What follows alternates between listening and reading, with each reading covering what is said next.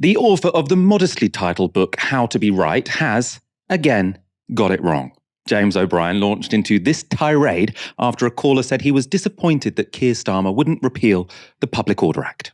So I have to say I'm a little bit disappointed in Keir Starmer not saying he's going to overturn this latest bit of legislation. No, that's unfortunately a misapprehension. I think that was a consequence of David Lammy saying something on LBC over the weekend. Yes, I did hear him say that. And what happens is, I'll explain this to you because it's actually quite important, and it's a mark, of course, of how far LBC has come in recent years.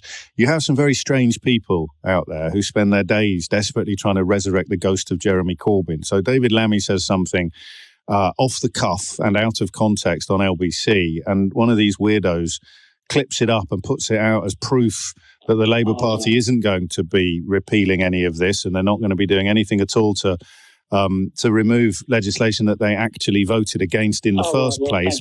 But the Labour have since clarified that is not the case at all. Not that it will get tweeted by all the clowns who came across your path or whose path you came across over the weekend, because they're too busy trying to pass electric shock therapy through the corpse of Jeremy Corbyn's political career. But hey-ho, it's up to us to get the truth out there. So O'Brien was wrong on a couple of counts there. First, he said left-wingers wouldn't dare share what he said. We wouldn't dare get the truth out there and let everyone know what James O'Brien thinks. Well, here we are, James. The second is that he says it was just angry left-wingers purposefully misconstruing what David Lammy said that has led to the caller to believe that Keir Starmer wouldn't repeal the authoritarian legislation that got law-abiding protesters arrested at the coronation. Well, we will go to Sir Keir in a moment. First, let's look at the clip from David Lammy that O'Brien thinks was so irresponsibly weaponised. I would have one question to put to you, David. Would you be prepared as a Labour government to repeal this legislation, which is totally unnecessary, given that you agree it's unnecessary, and the other legislation this liberticide government has passed, which is attempting to control and repress our right to protest and our right to oppose legally and legitimately Phil, actions by our government? This repeal question, you get this a lot in politics. We can't come into office picking through all the Conservative legislation and repealing it. It would take up so much parliamentary time. We need a positive agenda. The primary thing is cost of living, inflation, and getting growth back into this country. Keir Starmer's been right to prioritise it. And in the last item, we were talking about the local elections. It's clear that people were voting on that basis. Now, that answer might have been off the cuff, as James O'Brien said, or it might have been briefed to David Lammy by Keir Starmer and his leadership team. Lammy is, after all, Shadow Foreign Secretary, and that was, after all, a fairly predictable question. He wasn't sort of caught off guard there. Obviously, the Labour Party have been thinking about the question, will you repeal this? James O'Brien, though, he kept the hope alive. This was just someone ad-libbing. And indeed, according to James O'Brien, it was anyone who believed David Lammy, anyone who thought he actually meant what he said, they were the cynics. Well, unfortunately for James, Keir Starmer would soon personally weigh in on the issue. Why wouldn't a Labour government repeal the Public Order Act? I mean, the whole history of Labour is a history of protest. Well, I think there are two things going on here. On the one hand, I think most people say the police need powers to deal with Just Stop Oil and some of their tactics. They do need powers to deal with that. But on the other hand, there's a balance to be had, which is to protect free and peaceful protest. Operational decisions were made over the weekend. Some were right, some were wrong. The police themselves accepted that a number of them were wrong. That needs to be a learning experience. Legislation needs to bed down. But you won't repeal the Act? Well, I think we need to let it bed in. Yeah. We need to look at how it operates in practice. Very often with public order legislation, as you know, there's a period of bedding in. Just because the police have got a power, it doesn't mean they have to use it in every situation. Yeah. Guidance emerges. Yeah. So we haven't even got to that stage yet, and I think we need to get to that stage.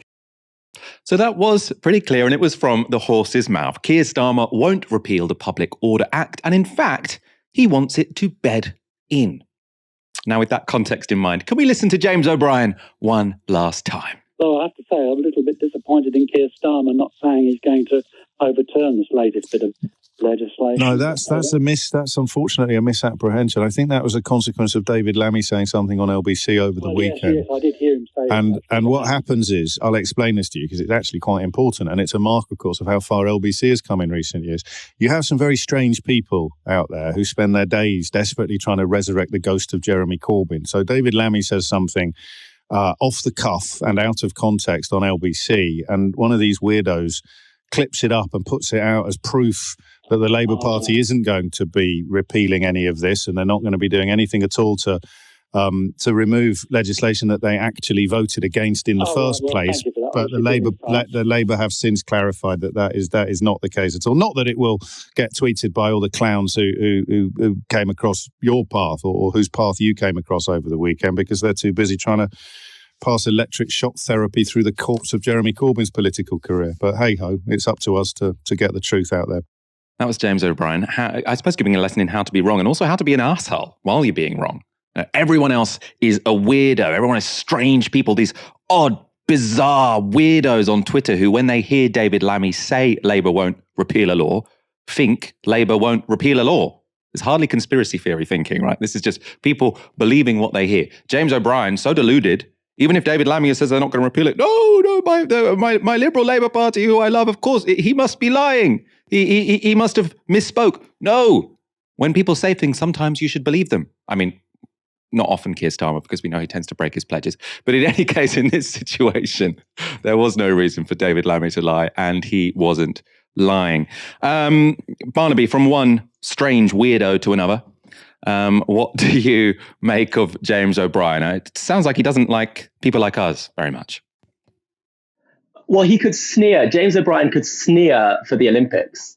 He's a liberal shock jock. And so that means he trades on outrage married to subservience, a belief that everyone other than him is a fool, but men in suits are generally exempted from that rule, a faith in a kind of professional class and elite who ought to run the show, and anyone who diverges from that sneering center is an object of mockery and derision. Now, that means that when those who appear to diverge from the sneering center are right-wing populists trading in racism, James O'Brien can sneer at them. But when they're left-wingers who want a more equal and fair society and are skeptical of concentrated power, James O'Brien sneers at them too. There's something interesting here about the emotional attachment, the loyalty to power and hierarchy to those who are born to rule, so that everyone else is an object of some contempt. That's why James O'Brien a few years ago tweeted that Donald Trump supporters and Jeremy Corbyn supporters, he thought, are pretty similar kinds of people. That is to say, those who want to build a wall to keep out immigrants, who think that Black Lives Matter is a conspiracy, and those who want to make a world freer and fairer for everyone,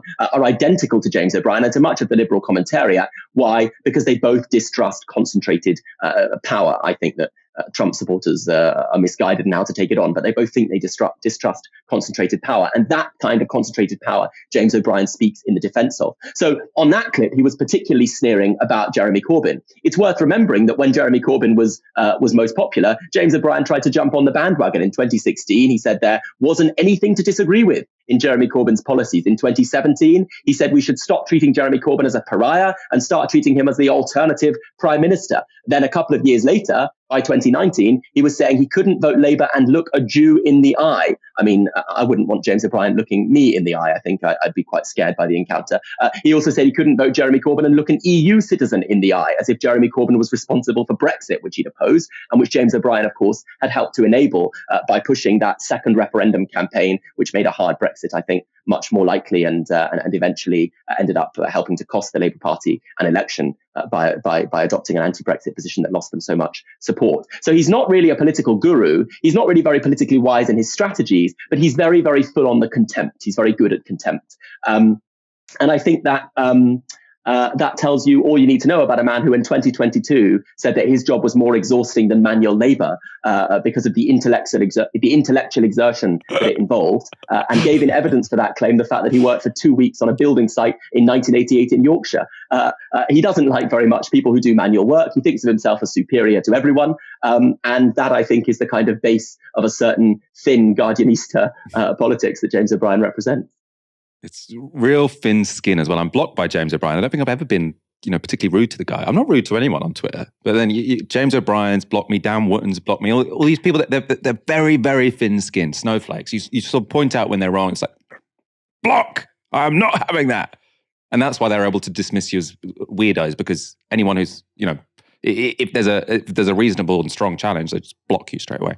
I want to talk about the more material impact, or not impact, the more material issue, let's say, of repealing laws. This has been very much sort of a big issue which people have been debating on Twitter over the last couple of days because of this issue with the Public Order Act, which Labour have said they won't repeal. Also, more recently, they've said they wouldn't repeal the Illegal Immigration Act. Now, I suppose I don't know how I feel about this, and I tweeted, is it normal for opposition parties to say they will repeal laws before they get elected? Is that sort of something which often happens? Now, my response is, it seems like it doesn't happen that often. I did get some examples. So the Tories in 2010 did repeal Labour's law introducing ID cards. They replaced the law which introduced ASBOs and replaced them with something else. I think that's civil public orders, something with a sort of similar name but slightly different functioning. Labour repealed Section 28, but not until 2003. Obviously, they got elected in 1997, so they didn't put repealing Section 28 in their manifesto. They tried to repeal it in 2000. The Lords got rid of it. The Lords blocked it, and then they had to wait until 2003 to get rid of it. So it doesn't seem like it is that common for politicians to say, well, we opposed it in Parliament at the time, so as soon as we get in, we will repeal it. I want to go to a quote from a Labour spokesperson about the illegal immigration bill, soon probably to be in act. They've, as I say, said they wouldn't repeal it. This is what a spokesperson said on that front. We have set our own comprehensive plan for how we would deal with the channel crossings, and we'll be looking forward to bringing our own legislation through when we're in government. When you bring in new legislation, it often can involve sort of dealing with the predecessor legislation that there is. It doesn't automatically mean it is necessary to repeal existing legislation to introduce your own legislation. Barnaby, where do you stand on this? Is it an outrage that Labour are saying they're not going to commit to repealing the Public Order Act and the Illegal Immigration Act, or is it kind of just normal politics and they're waiting until they come forward with what their actual plan will be when it comes to policing or migration? Well, they could say right away that whatever their actual plan will be, it won't be a migration plan which involves saying that every single person who arrives in Britain fleeing persecution won't be allowed to claim asylum here and will instead be put on a barge and then sent to Rwanda if their asylum claim is successful, where they will be subject to a state which has opened fire at refugees asking simply for decent food. The Labour Party could say that's not going to be their immigration plan. They could say that whatever their plan will be for public order, it's not going to be a plan which leads to people turning up to peacefully protest the coronation of an unelected parasite, being put in a van and having all their signs confiscated by police under powers they've just been given, which seem to prevent peaceful protest at an event that lots of us think is a waste of £100 million of public money when we should be spending it on nurses. Even saying that now means you can be carted off in a van and arrested, as the director of Republic, one of Britain's softest protest groups, was arrested under this legislation. It's not very hard for the Labour Party to say, whatever our plans will be, it won't be that. But there's a pattern here. Again, Starmer's doing what Tony Blair did, which is you vociferously oppose Tory legislation some of the time, other times you just let it pass by. And then when you get into office, you accept that it's been made, it's been settled. This is what Tony Blair did, for example, with all of Thatcher's anti-trade union laws. We still have some of the most repressive trade union laws in the Western world in Britain. So you just accept all of the work that the Tory party did to remake Britain, to remake it in the interests of the rich and powerful and against those who suffer and need protection and who are exploited and oppressed. You bake all that in. You let it set in, to use whatever phrase Starmer used, and then you get on with doing work that doesn't fundamentally transform the country as much as the Conservatives have done. It's a tragic, suicidal form of politics because it means that the little things you do around the edges to change the country, which can seem quite big at the time, New Labour did lots of cash transfers to people in tax credits and so on, those things can be easily undone by a Tory party that gets to work remaking the basic legal infrastructure of the British state, and the Labour Party then just leaves that intact.